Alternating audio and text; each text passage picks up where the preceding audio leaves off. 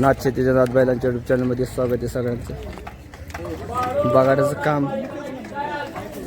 ही बावधांचं चालू झालेलं आहे, तुम्ही बघू शकता. सुतार मंडळी मिळून पुढे जाऊ, चप्पल काढा. हे बगाडाचं काम करतात.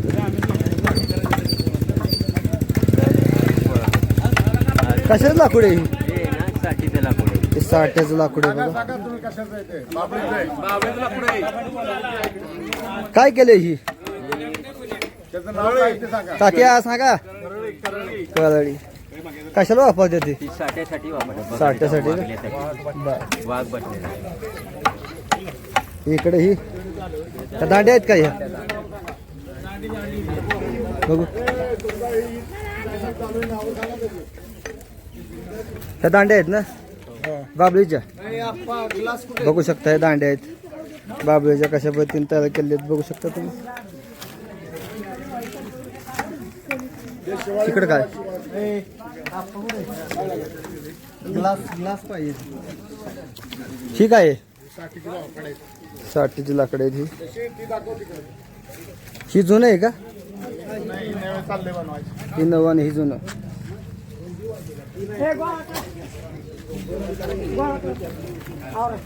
ह्याचं काय बनवणार आहे?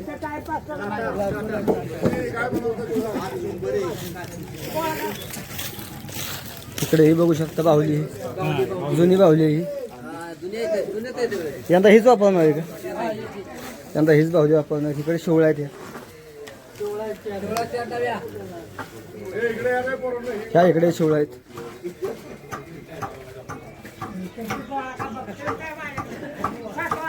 ती जुन्यातलं जू आहे त्या तिकडं जोट.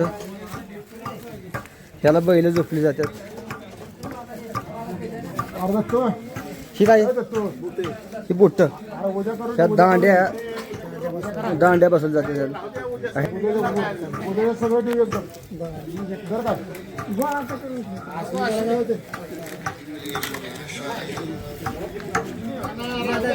जुन्यातल्या दांडे.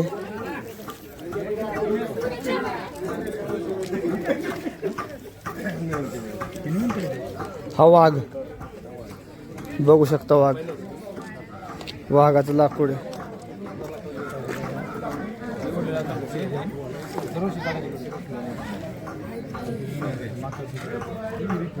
बघू शकता. वाघ बघू ना बघा. वाघासारखं याला तोंड आहे.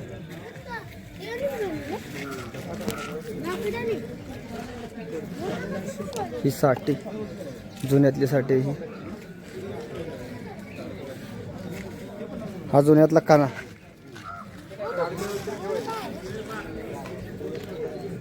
इकडा खांबे जुन्यातला. जुना खांबे. गावाची जी थोरली विहीर असते त्या थोरल्या विहिरीत वर्षभर ही साहित्य ठेवलं जातं. जेव्हा बगाड असतं त्यावेळी साहित्य काढलं जातं. ह्या बघा ह्या साईडला शेडाची कळकं आहे ती सरळ करण्यासाठी ह्याच्यावर दगडी ठेवलेली आहेत. ही जुनी चाकं आहे ती बगाडाची चाकं आहेत जुनी, जेव्हा ती बोजा ठेवलेला आहे कळकं सरळ करायला.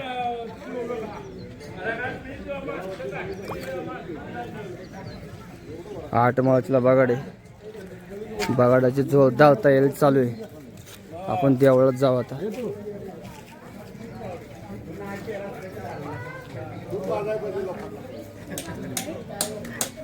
सुतार मंडळी मिळून आणि गावकरी मिळून हा गाडा तयार केला जातो. ही चाक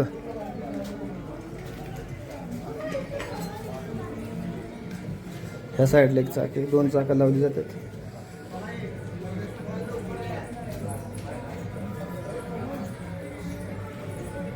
ही यंदा देवळाचं काम केले आहे बघा. अतिशय उत्कृष्ट असं काम झालेलं आहे देवळाचं. देवळाला त्याच्यामुळं चांगली शोभा आलेली आहे.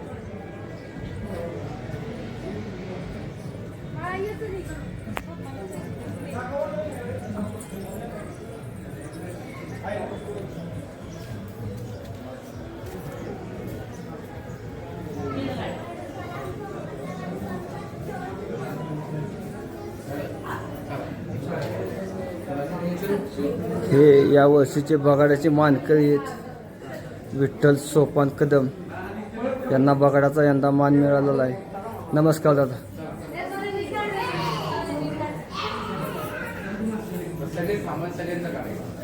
यंदा तुम्हाला बगाडाचा कौल मिळालेला आहे. काय भावना आहेत? आनंद. काय नवस केला होता? आमच्या बंधूसाठी होता. बंधूंची तब्येत बरोबर नव्हती आणि किती वर्षांनी बगाड आला? 14 वर्ष. 14 वर्षांनी बगाड आला. तुमच्या घरात अगोदर बगाड्या होऊन गेलेला आहे, हो. त्याच्याबद्दल थोडंसं आम्हाला सांगा ना. 2012 ला आलता आमच्या घरात आमच्या मोठ्या बंधूंचं बघायला पाहिजे. हां 2012 ला. ही जागरूक देवस्थान आहे आपलं भैरवाचं, त्याच्याबद्दल थोडीशी आम्हाला माहिती द्या. काय अनुभव आहेत तुम्हाला?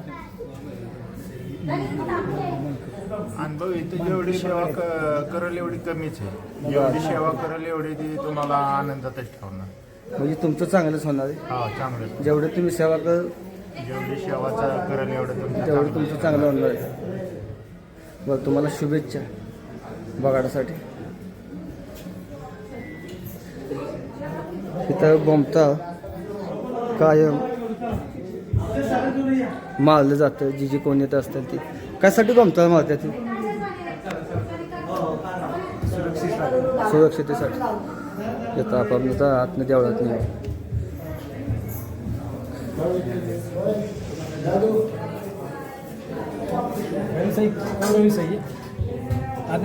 गर्दी आहे आत. भाविक मंडळी दर्शन घेतात. आपण आज जाऊ. इकडे ह्या साईडला पुजारी आहेत.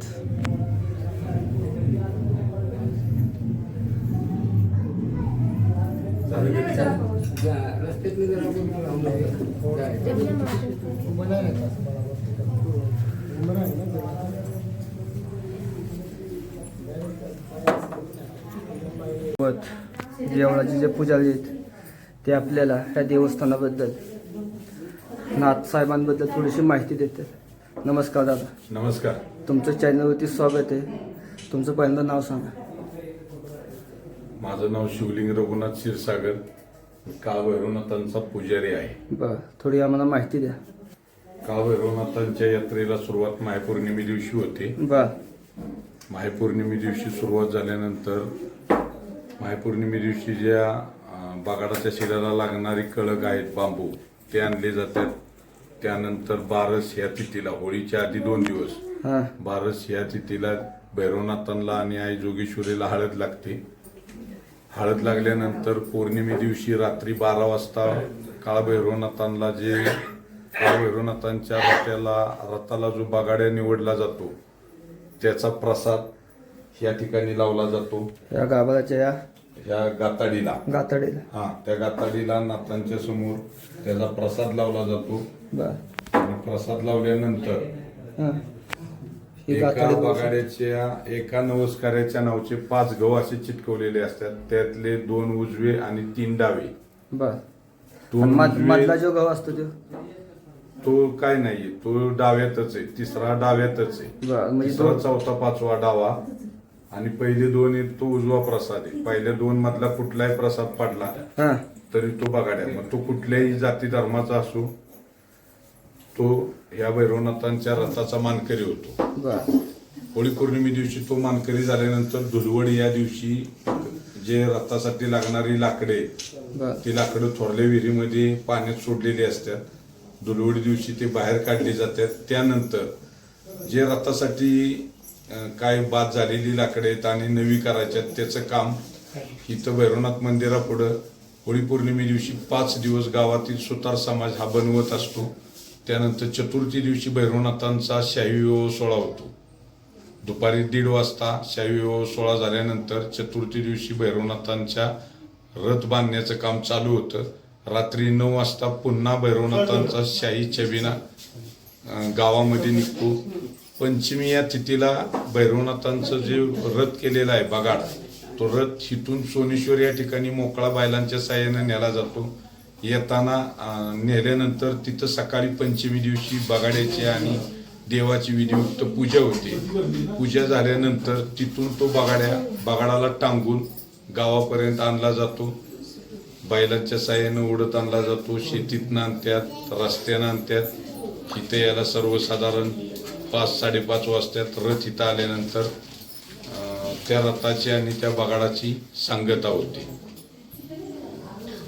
आपल्याला दादांनी अतिशय चांगली माहिती दिलेली आहे. त्यांच्याबद्दल त्यांचे मी आभारी आहे. धन्यवाद दादा. नमस्कार.